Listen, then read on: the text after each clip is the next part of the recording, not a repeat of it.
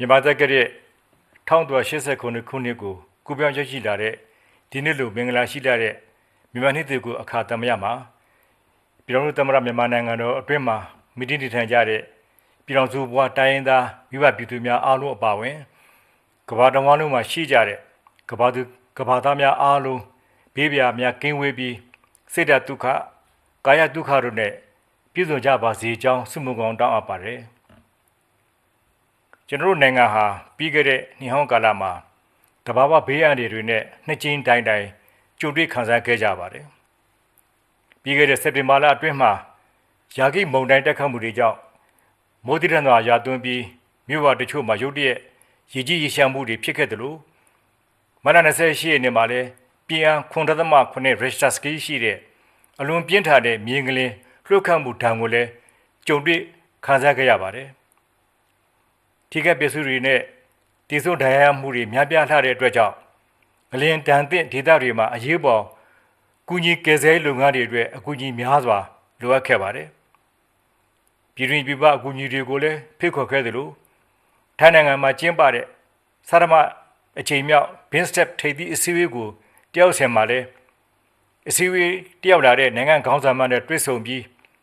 မြေငလင်နဲ့ပတ်သက်လို့အကူအညီတောင်းခံခဲ့ပါတယ်ငလင်ဘေးတဲ့ဒေသတွေမှာရေပေါ်ကယ်ဆယ်လုပ်ငန်းတွေကိုအင်တာအားတဲ့ကူညီဆောင်ပေးကြတဲ့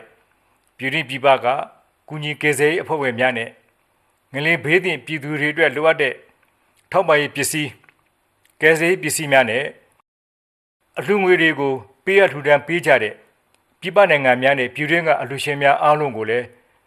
အထူးပင်ကျေးဇူးတင်ရှိကြောင်းပြောလိုပါတယ်ကျွန်တော်တို့စုအနေနဲ့ငလင်ဒဏ်ခံဒေသတွေရဲ့ပြန်လည်တည်ဆောက်ရေးနဲ့ပြန်လည်ထူထောင်ရေးလုပ်ငန်းတွေကိုအများဆုံးဆောင်ရွက်ပေးသွားပါမယ်မိဘပြည်သူများရဲ့စုပေါင်းအားနဲ့ဆောင်ရွက်ရင်ပုံမှန်အခြေအနေကိုအများဆုံးရောက်ရှိနိုင်မယ်လို့ယုံကြည်ပါတယ်နိုင်ငံတော်မှာစစ်မှန်စည်းကမ်းပြည့်ဝတဲ့ပါတီစုံဒီမိုကရေစီစနစ်ခိုင်မာစေရေးဒီမိုကရေစီနဲ့ဖက်ဒရယ်စနစ်ကိုအခြေခံတဲ့ပြည်ထောင်စုတည်ဆောက်ရေးကိုကျွန်တော်တို့ဆွေးရကရည်မှန်းချက်ထားဆောင်ရွက်လေရှိနေပါတယ်ပြည်သူလူထုလိုရတဲ့ပါတီစုံဒီမိုကရေစီစနစ်ကိုအများဆုံးပြန်လည်ကောင်ထယ်ပေးနိုင်ဖို့အတွက်လာမယ့်ဒီဇင်ဘာလအတွင်းမှာလွတ်လပ်ပြီးတရားမျှတမှုအပြည့်ရှိတဲ့ပါတီစုံဒီမိုကရေစီထူထူရွေးကောက်ပွဲကိုကျင်းပပေးနိုင်ဖို့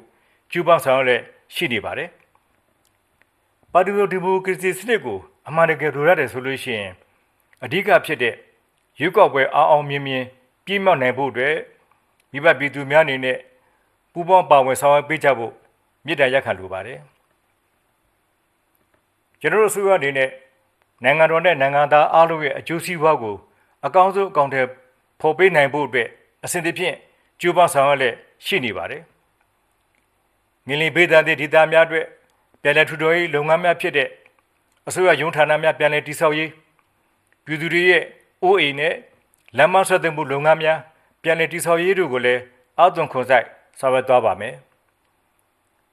နိုင်ငံရေးစီးပွားရေးကိုပြည့်တင်နိုင်ဖို့အတွက်အဓိကကျတဲ့စာပြုမွေးမြူရေးအခြေခံကွန်ထရိုးလုပ်မှုလုပ်ငန်းတွေကိုအောက်သွင်းခွန်ဆိုင်တိုးမြင့်လှုပ်ဆောင်ဖို့လည်းလိုအပ်ပါတယ်အလားတူပဲ MSME လုပ်ငန်းလုပ်ကိုင်နေသူအားလုံးဟာလည်းရှိနေတဲ့အနေအထားအတွင်းမှာဖြစ်နေတဲ့များစူးစမ်းပြီးကွန်ထရိုးလုပ်မှုများကိုပြုလုပ်ကြစီလိုပါတယ်နိုင်ငံဖွံ့ဖြိုးတိုးတက်ရေးမှာပညာရေးဟာလည်းအရေးကြီးလာပါတယ်ဒါကြောင့်လာမယ့်ပညာသင်နှစ်မှာကျောင်းရဲ့အရွယ်ကလေးအားလုံးမြက်ပြက်မုတ်ကွယ်ပညာသင်ကြားနိုင်ရေးကို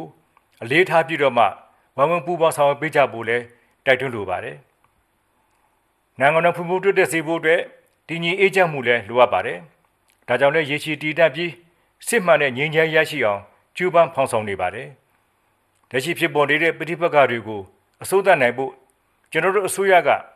နိုင်ငံရေးပြဿနာကိုနိုင်ငံရေးနည်းနဲ့သာဖြေရှင်းကြဖို့ဖိတ်ခေါ်ကမ်းလှမ်းထားပြီးလည်းဖြစ်ပါတယ်ပြည်တော်စုပွားတိုင်းရင်းသားညီကိုများဖြစ်ကြတဲ့အတွက်ပြည်တော်စုစိတ်ဓာတ်ကိုရင်ဝယ်ပိုက်ပြီးပူးပေါင်းပါဝင်ဆောင်ကြလိမ့်မယ်လို့လည်းယုံကြည်ပါတယ်နှိဟောင်းမှာကျွန်တော်တို့ကြုံတွေ့ခဲ့ရတဲ့ဘေးဒုက္ခတွေအခက်အခဲတွေစေခွန်မှုတွေကနေအားနည်းချက်တွေကိုသင်ခန်းစာဖော်ထုတ်ပြီးနှစ်သက်မှာအတွေ့အကြုံအမြင်သစ်နဲ့နိုင်ငံတော်ကဆက်လက်ရှောက်လန်းမဲ့ပါတီစုဒီမိုကရေစီဖော်ဆောင်မှုမှာနိုင်ငံသူနိုင်ငံသားများအားလုံး ပူးပေါင်းပါဝင်ဆောင်ရွက်ကြပါစို့လို့နှစ်သစ်ကိုနှုတ်ခွန်းဆက်စကားပြောကြားလိုက်ပါတယ်အားလုံးကိုကျေးဇူးတင်ပါတယ်ခင်ဗျာ